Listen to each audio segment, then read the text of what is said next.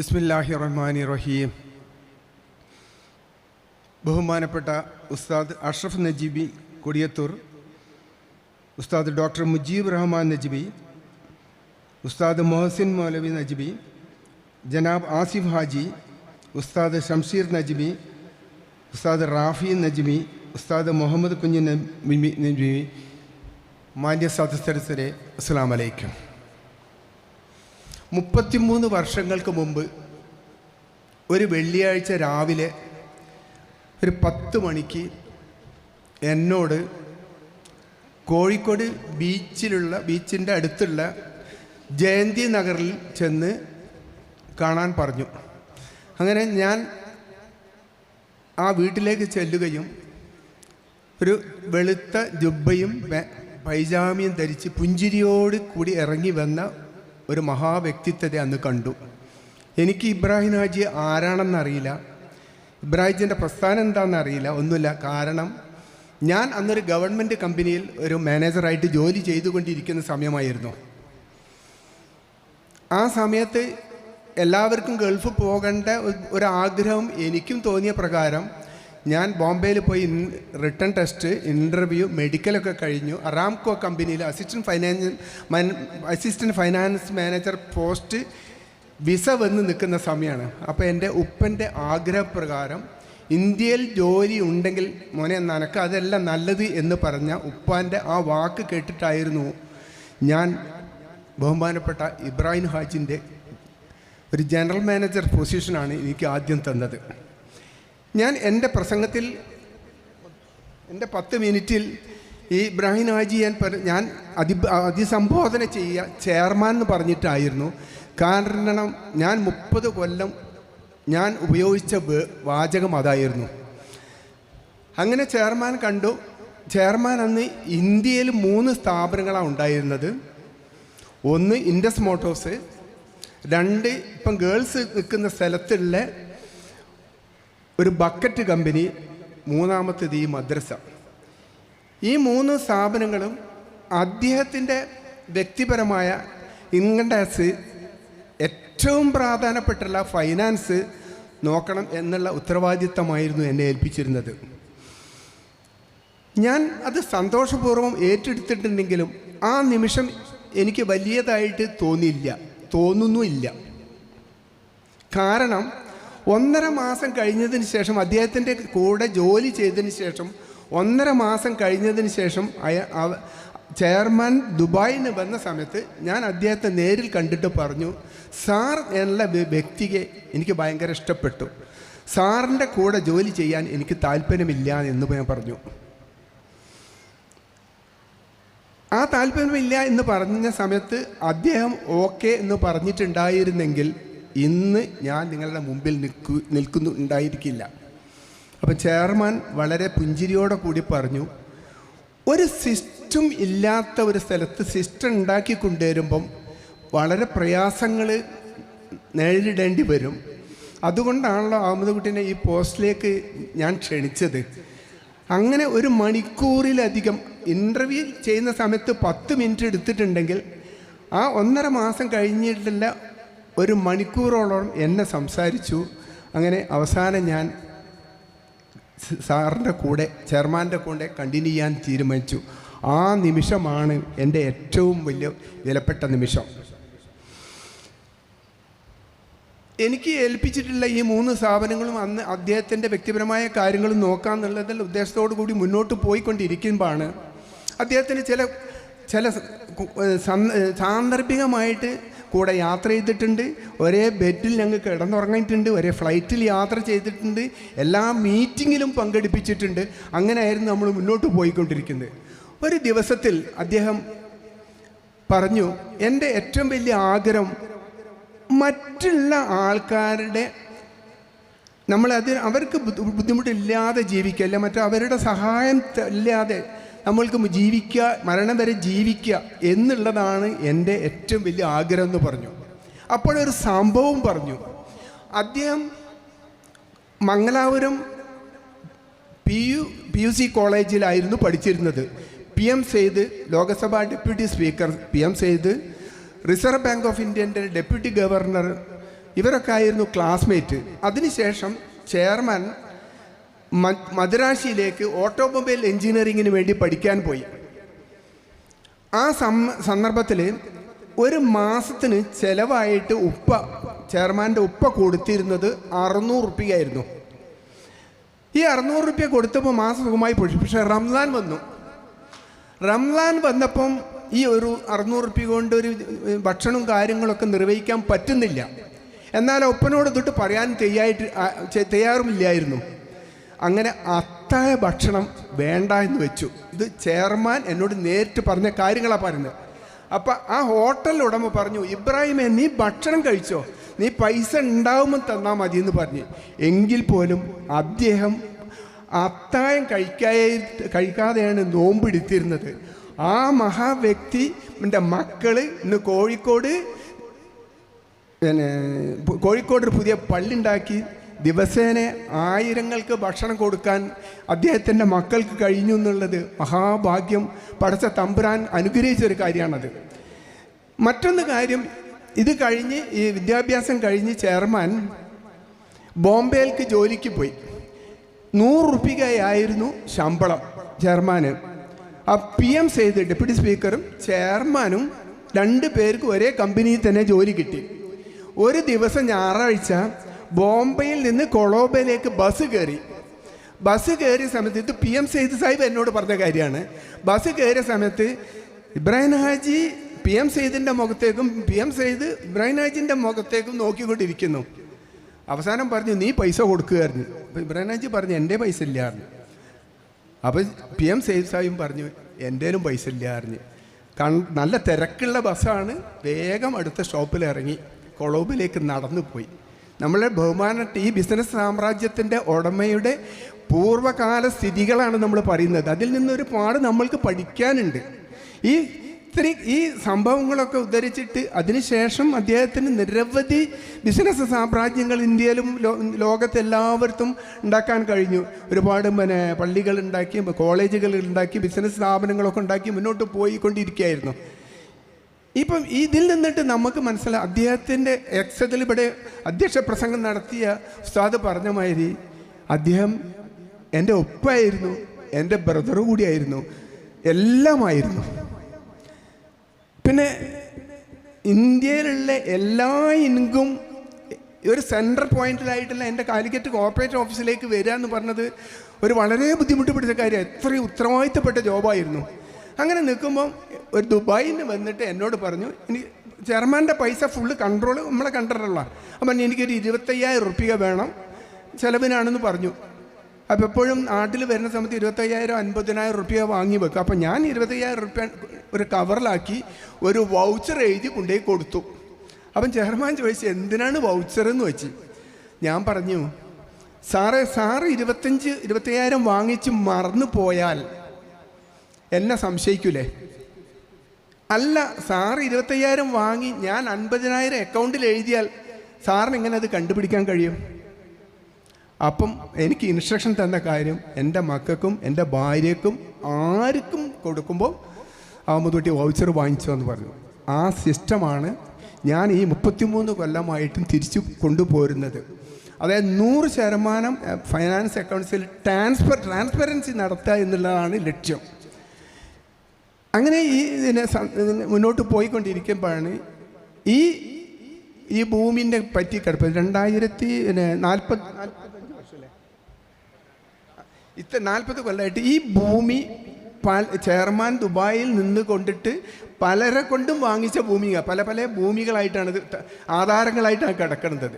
അപ്പോൾ ഇത് പഠിച്ചിട്ട് ഒരു റിപ്പോർട്ട് കൊടുത്തു. ഏകദേശം 16 ഏക്കർ 80 സെൻറ്റുള്ള ഒരു തോട്ടാണിത്. അപ്പോൾ ഇതൊന്ന് നോക്കിയപ്പോൾ ആധാരം പഠിച്ച് നോക്കിയപ്പോൾ സാറേ ഇതിൽ കുറേ പ്രശ്നങ്ങളുണ്ട് എന്ന് പറഞ്ഞു. അപ്പോൾ എന്നോട് പറഞ്ഞ കാര്യം, ഇത് ഒരു കാരണവശാലും എൻ്റെ മക്കൾക്ക് വീതിച്ച് പോകാൻ പാടില്ല, അതാണ് അഹമ്മദ് കുട്ടി ചെയ്തു തരേണ്ടത് പറഞ്ഞു. അങ്ങനെ അദ്ദേഹത്തിൻ്റെ നിർദ്ദേശപ്രകാരം വഖഫിൻ്റെ CEO ആയിട്ടുള്ള ജമാൽ സാഹിബ് ഉണ്ട്, ഇപ്പം ഡൽഹിയിൽ CEO ആണ്. അവരുമായിട്ടൊരു മീറ്റിംഗ് വെച്ചതിൻ്റെ അടിസ്ഥാനത്തിൽ 7/1/2017, അതായത് 2016 ഒരു കൊല്ലം ഈ ലാൻഡ് ഡോക്യുമെൻ്റ് ഒരു നിയമാനുസൃതമായിട്ടുള്ള ഒരു ഡോക്യുമെൻ്റ് ആക്കി തീർക്കാൻ ഏകദേശം 8 മാസം സമയമെടുത്തു. മിക്കവാറും ആധാരം ഉണ്ടായിരുന്നുള്ളൂ, സർട്ടിഫൈഡ് കോപ്പി എടുക്കേണ്ടി വന്നു, സ്കെച്ച് എടുക്കേണ്ടി വന്നു. അങ്ങനെ 7/1/2017 ഇത് കംപ്ലീറ്റ് ഈ ഭൂമി മുഴുവനും വഖഫ് ബോർഡിൽ രജിസ്റ്റർ ചെയ്ത് കഴിഞ്ഞു. ഇപ്പം വഖഫ് ബോർഡിൻ്റെ സെൻട്രൽ ഗവൺമെൻറ്റിൻ്റെ സൈറ്റ് എടുത്താൽ ഈ കംപ്ലീറ്റ് രേഖകളുണ്ടാകും. ഇത് ഒരു കാരണവശാലും ഇത് ഓഹരി വെച്ച് പോകാനോ പാർട്ടീഷൻ ചെയ്തു പോകാനോ ആർക്കും ചെയ്യാൻ പറ്റില്ല. എന്തിനേറെ പറയുന്നു, ചെയർമാൻ ഇതിൽ നിന്നിട്ട് ഒരു എന്താണ് ഒരു പിന്നെ ഒരു തേങ്ങ ഒരു ഇളഞ്ഞി ഒന്നും എടുക്കാൻ പാടില്ല. കാരണം അത്രയും അതിൻ്റെ നിയമ ചട്ടുകൂടൽ നിന്നുകൊണ്ടിരിക്കുകയാണ്. ഇവിടെ നമ്മൾ വിറവ് വെക്കുന്നുണ്ട്, തേങ്ങ വെക്കുന്നുണ്ട്, ഒക്കെ ഉണ്ടെങ്കിലും ഇത് വഖഫിൻ്റെ അക്കൗണ്ടിൽ നമ്മൾ റെഡിയാക്കിക്കൊണ്ട് പോവുകയാണ്. ഈ സന്ദർഭത്തിലാണ് വളരെ 30 കൊല്ലത്തെ അനുഭവങ്ങൾ ഒരു 10 മിനിറ്റ് കൊണ്ട് പറയാൻ കഴിയാത്ത കാര്യമാണ്. എന്നാൽ 1-2 കാര്യം പറഞ്ഞെന്നുള്ളൂ.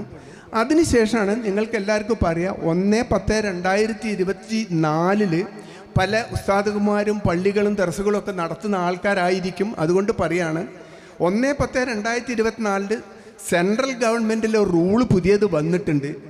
ഏത് മതധർമ്മ സ്ഥാപനങ്ങളാണെങ്കിലും ഇൻകം ടാക്സിൻ്റെ എക്സംഷൻ എടുത്തിട്ടില്ലെങ്കിൽ ഇന്നല്ലെങ്കിൽ നാളെ ഒരു കൊല്ലത്തിൽ 4 ലക്ഷത്തിലധികം വരുമാനം ഉണ്ടെങ്കിൽ അത് ഇൻകം ടാക്സിന് വിധേയമായിരിക്കും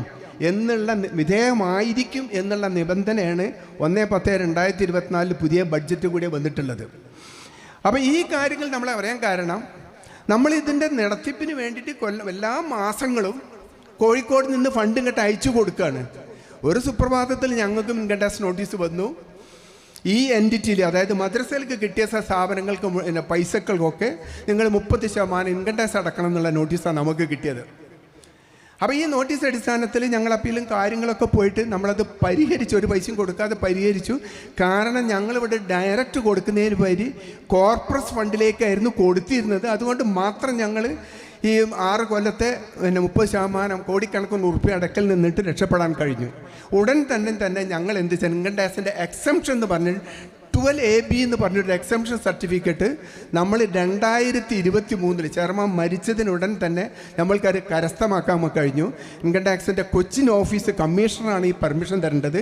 ഇങ്ങനെ ഇൻകം ടാക്സ് എക്സംഷൻ കിട്ടിക്കഴിഞ്ഞാൽ ഈ സ്ഥാപനത്തിലേക്ക് കിട്ടുന്ന ഏത് വരുമാനങ്ങൾക്കും ഇൻകം ടാക്സിന് വിധേയമായിരിക്കില്ല. പക്ഷേ ഈ കാര്യം നമ്മൾ ഓരോരുത്തരും ഓർക്കേണ്ടതാണ്. ഏതെങ്കിലും സ്ഥാപനത്തിൽ 4 ലക്ഷത്തിലധികം വരുമാനം ഉണ്ടെങ്കിൽ ഇൻകം ടാക്സ് എക്സംഷൻ എടുത്തിട്ടില്ലെങ്കിൽ ഏത് സമയത്തും നമ്മൾക്ക് നോട്ടീസ് വരാം, അതിൻ്റെ തടസ്സം വന്നേക്കാം. അത് പറയാം. പക്ഷേ ഈ സ്ഥാപനത്തിനെ സംബന്ധിച്ചിടത്തോളം പൂർണ്ണമായിട്ടും ഇൻകം ടാക്സ് എക്സംഷൻ്റെ സർട്ടിഫിക്കറ്റും കാര്യങ്ങളും ചെയ്ത് എല്ലാ കൊല്ലം ഞങ്ങൾ ഇൻകം ടാക്സ് റിട്ടേൺ ഫയൽ ചെയ്ത് കൊടുക്കുന്നത്.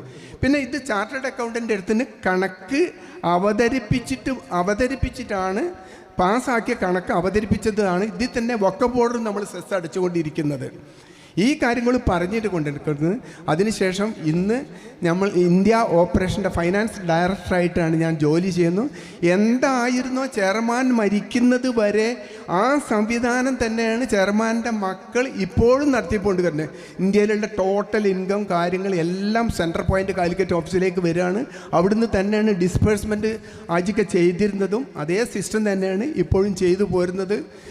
അള്ളാൻ്റെ അനുഗ്രഹത്തിൽ നല്ല വയസ്സുണ്ട്. ഇപ്പോൾ അനുഗ്രഹത്തിൽ ജോലി ചെയ്തു കുട്ടികളെ നിർബന്ധം ജോലി ചെയ്തു പോരുന്നുണ്ട്. ഇത്രയും കാര്യം പറയുമ്പോൾ നമ്മുടെ ചെയർമാനെ ബഹുമാനപ്പെട്ട ഇബ്രാഹിം ഹാജി അന്ത്യവിശ്രമം കൊള്ളാൻ സെലക്ട് ചെയ്തത് ഈ മദ്രസയാണ്. അദ്ദേഹം കാണിച്ച് തന്ന സ്ഥലമാണിത്. ഈ മലപ്പുറം ജില്ലയിലുള്ള നാട്ടുകാർ ഭാഗ്യവാന്മാരാണ്, യാതൊരു സംശയമില്ല. കാഞ്ഞങ്ങാട് ഭാഗത്തുള്ള ഒരു മനുഷ്യൻ എന്തിന് മലപ്പുറം ജില്ലയിൽ വന്നിട്ട് മദ്രസ ഉണ്ടാക്കണ്, പള്ളി ഉണ്ടാക്കണ്, സ്കൂൾ ഉണ്ടാക്കണ്. ഇപ്പം ഇതിന് മരിക്കുന്നതിൻ്റെ 1 കൊല്ലം 1.5 കൊല്ലം മുമ്പ് 2 കൊല്ലം മുമ്പാണ് നമ്മൾ ബ്ലോസം പബ്ലിക് സ്കൂൾ ചെർണിയിൽ നമ്മൾ എടുത്ത് നടക്കുന്നത്. ഇത്രയും വിദ്യാഭ്യാസ സ്ഥാപനങ്ങളൊക്കെ ഒരു സോഷ്യൽ സർവീസായിട്ട് മാത്രമാണ് നടത്തിക്കൊണ്ടിരിക്കുന്നത്. അവസാനമായിട്ട് ഒരു 2 വാക്ക് പറഞ്ഞ് ഞാൻ അവസാനിപ്പിക്കുകയാണ്. നവംബർ 28 ഞായറാഴ്ച, അതായത് 2021 28 ഞായറാഴ്ച ഒരു ഉച്ചക്ക് 12 മണിക്ക് ദുബായിൽ നിന്ന് എന്നെ വിളിച്ചു. വിളിച്ചിട്ട് പറഞ്ഞു, നിങ്ങൾ ദുബായിലേക്ക് വരണമെന്ന് പറഞ്ഞു.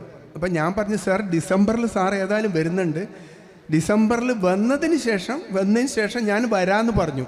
അപ്പോൾ ഞാൻ പറഞ്ഞു, എനിക്ക് കോഴിക്കോട് ഓഫീസിൽ കോർപ്പറേറ്റ് ഓഫീസിൽ അത്രമാത്രം പണിയുണ്ടെന്ന് ജോലി ഉണ്ട് എന്ന് പറഞ്ഞ് എന്നോട് തമാശ രൂപേണ പറഞ്ഞു, കടലിൽ തിര ഇറങ്ങിയിട്ട് ഒരിക്കലും കടലിൽ ഇറങ്ങാൻ പറ്റൂല. അഹമ്മദ് വ്യക്തിപരമായിട്ട് പ്രശ്നങ്ങളില്ലെങ്കിൽ നാളെ ഉടനെ തന്നെ പുറപ്പെട്ടോ എന്ന് പറഞ്ഞു. അന്ന് രാത്രി തന്നെ എൻ്റെ മൊബൈലിൽ ആദ്യമായിട്ട്, ഞാൻ എത്രയോ പ്രാവശ്യം ദുബായിൽ പോകുന്നുണ്ട്, ആ പ്രാവശ്യം മാത്രം ചെയർമാൻ തന്നെ എൻ്റെ മൊബൈലിലേക്ക് വിസ അയച്ചു. ഞാൻ 30 തന്നെ ദുബായിലേക്ക് പുറപ്പെടുകയും ചെയ്തു. അങ്ങനെ കുറച്ച് ദിവസങ്ങൾ അവിടെയുള്ള ജോലിയൊക്കെ ചെയ്ത് കഴിഞ്ഞപ്പം ഡിസംബർ 11 രാവിലെ 10 മണിക്ക് ബെഡ്റൂമിലേക്ക് വിളിപ്പിച്ചു. ബെഡ്റൂമിലേക്ക് ചെല്ലാൻ പറഞ്ഞു. അങ്ങനെ ചെന്നു. പല കാര്യങ്ങളും പറഞ്ഞു. പല നമ്മൾക്ക് മുഴുവൻ ഡിസ്ക്ലോസ് ചെയ്യാൻ പല കാര്യങ്ങളും പറഞ്ഞ് പല ബിസിനസ് പ്രൊമോഷൻ, എഡ്യൂക്കേഷൻ്റെ കാര്യം, ഓരോ കാര്യങ്ങളും പറഞ്ഞ് പോയിട്ട് 12 പറഞ്ഞ് ബാങ്ക് കൊടുത്തിട്ടുണ്ട്, ഇനി പള്ളിയിൽ പോവാം, പിന്നെ ഇന്ന് കാണാൻ കഴിയില്ല, ഇന്ന് ഉച്ചയ്ക്ക് ശേഷം ക്യാംസിൻ്റെ മീറ്റിംഗ് ഉണ്ട്, നാളെ നമുക്ക് കാണാൻ പറ്റുള്ളൂ എന്ന് പറഞ്ഞു. അതായത് ശനിയാഴ്ച 2 മണിൻ്റെ ഫ്ലൈറ്റിന് ഫാമിലി ആയിട്ട് കോഴിക്കോട്ടേക്ക് വരാൻ നിശ്ചയിച്ചിട്ടുണ്ടായിരുന്നു. അപ്പോൾ എന്നോട് പറഞ്ഞു, ഈ പള്ളി അഹമ്മദ് കുട്ടി ഞാൻ 26 ദുബായിൽ നിന്ന് റിട്ടേൺ ചെയ്യേണ്ട ദിവസം. അവൻ പറഞ്ഞ് പള്ളീൻ്റെ സോഫ്റ്റ് ഒരു ഉദ്ഘാടനം അഹമ്മദ് കുട്ടി വരുന്നതിന് മുമ്പ് നടത്തും, എന്നിട്ട് എനിക്കൊരു ആഴ്ച എല്ലാ ദിവസവും അവിടെ എല്ലാ വകുത്തിനും പോയിട്ട് എനിക്ക് നിസ്കരിക്കണം. അഹമ്മദ് കുട്ടി വന്നിട്ട് അതിൻ്റെ 7ാമത്തെ ഫ്ലോറിലാണ് കോർപ്പറേറ്റ് ഓഫീസ് ഗ്രൂപ്പിൻ്റെ കോർപ്പറേറ്റ് ഓഫീസിൻ്റെ പണി നടക്കുന്നത്. നിങ്ങൾ വന്നിട്ട് കോർപ്പറേറ്റ് ഓഫീസ് ഉദ്ഘാടനം ചെയ്തിട്ട് ഞാൻ ജനുവരി 2 3 എന്തോ തിരിച്ചു പോരും എന്ന് പറഞ്ഞിട്ട് ഞങ്ങൾ അവസാനത്തെ സംഭാഷണം അതായിരുന്നു. പിന്നെ ശനിയാഴ്ച രാവിലെ 9:30 മണിക്ക് അവിടെ ഒരു കരച്ചിലാണ് കേട്ടത്, ചെയർമാൻ അൺകോൺഷ്യസ് ആയി എന്നുള്ള. പിന്നെ ചെയർമാൻ എന്തായിരുന്നു ആഗ്രഹിച്ചതാണ് അത് ചെയർമാൻ ആരും ആശ്രയിക്കാതെ ജീവിക്കണമെന്ന് കൊല്ലങ്ങളോളം മുമ്പ് പറഞ്ഞ സംഭവം തന്നെ അന്ന് നടന്നു. ആ 9:30 മണിക്ക് അൺകോൺഷ്യസ് ആയിട്ട്, പിന്നെ മരിക്കുന്നവരെ കോൺഷ്യസ് ആയിട്ടില്ല. ചെയർമാൻ്റെ അങ്ങനെ അവിടെ വെന്റിലേറ്ററിൽ നിന്നു രാവിലെ പോകും, വൈകുന്നേരം പോയി കാണും. പിന്നെ എല്ലാ ഡോക്ടർമാരും പറഞ്ഞ് കഴിഞ്ഞപ്പോഴാണ് മരിക്കുന്നതിന് മുമ്പ് ഇങ്ങോട്ട് മരിച്ച് കഴിഞ്ഞിട്ട് കൊണ്ടുവരുന്നതിൽ ആരും ചെയർമാൻ അത് ഇഷ്ടപ്പെടില്ല, എംബാർക്കേഷൻ ചെയ്യുന്നതൊക്കെ ബോഡി ഇത് ചെയ്യുന്നതിലൊന്നും ഇഷ്ടപ്പെടില്ല. അപ്പം നമ്മളെല്ലാവരും ഇവിടെ മക്കളൊക്കെ കൂടി തീരുമാനമെടുത്ത് ഇങ്ങോട്ട് കൊണ്ടുവരാമെന്നും. അപ്പം ഫ്ലൈറ്റിലെ അതോറിറ്റികൾ പറഞ്ഞു, ഫ്ലൈറ്റ് കയറുന്നത് വരെ മരിച്ചിട്ടില്ലെങ്കിൽ പിന്നെ നിങ്ങൾക്കില്ല, മരിച്ചു കഴിഞ്ഞാൽ അതും അനുവദിക്കില്ല എന്ന് പറഞ്ഞു. പക്ഷേ അള്ളാഹുവിൻ്റെ അനുഗ്രഹത്താൽ ഫ്ലൈറ്റ് ആംബുലൻസ് ഇവിടെ വന്നു, ഞങ്ങളെല്ലാവരും ഇവിടെ വന്ന് രാവിലെ പോയി 7:30 മണിക്ക് പിന്നെ മിംസ് ഹോസ്പിറ്റലിൽ കൊണ്ടുപോയിട്ട് ബോർഡ് കൂടിയിട്ട് നമ്മൾക്ക് തീരുമാനിക്കുക എന്ന് പറഞ്ഞു എന്താവുന്നുള്ളു. ആ സമയത്ത് വേണ്ടി ഒരു MRI സ്കാനിന് വീണ്ടും കൊണ്ടുപോയി തിരിച്ചു കൊണ്ടുവരുന്നപ്പോൾ തന്നെ ഇത് ചെയ്ത് 5 മിനിറ്റ് കൊണ്ട് ചെയർമാൻ വഫാത്തായി ചെയ്തു. ഇതായിരുന്നു സംഭവം. അപ്പം ചെയർമാനെ എന്നെ സംബന്ധിച്ചിടത്തോളം എന്നെ ദുബായിലേക്ക് നിർബന്ധപൂർവ്വം അങ്ങോട്ട് വിളിച്ചു വരുത്തിക്കുകയാണ്. അവസാനത്തെ ഒരു മീറ്റിംഗ് കൂടിയത്, അവരുടെ ഡിസ്കഷൻ കൂടിയത് എല്ലാം ഞങ്ങൾ വെള്ളിയാഴ്ച ഞാനും ചെയർമാനും ബെഡ്റൂമിൽ കൂടി സംസാരിച്ചത് അതായിരുന്നു ലാസ്റ്റ് ആയിരുന്നത്. ഏതായാലും അദ്ദേഹത്തിൻ്റെ കൂടെ ജോലി ചെയ്യാൻ കഴിഞ്ഞത് ഒരു മഹാഭാഗ്യമായി ഞാൻ കരുതുന്നു. അസ്സലാമു അലൈക്കും. ജസാക്കുമുല്ലാഹ്.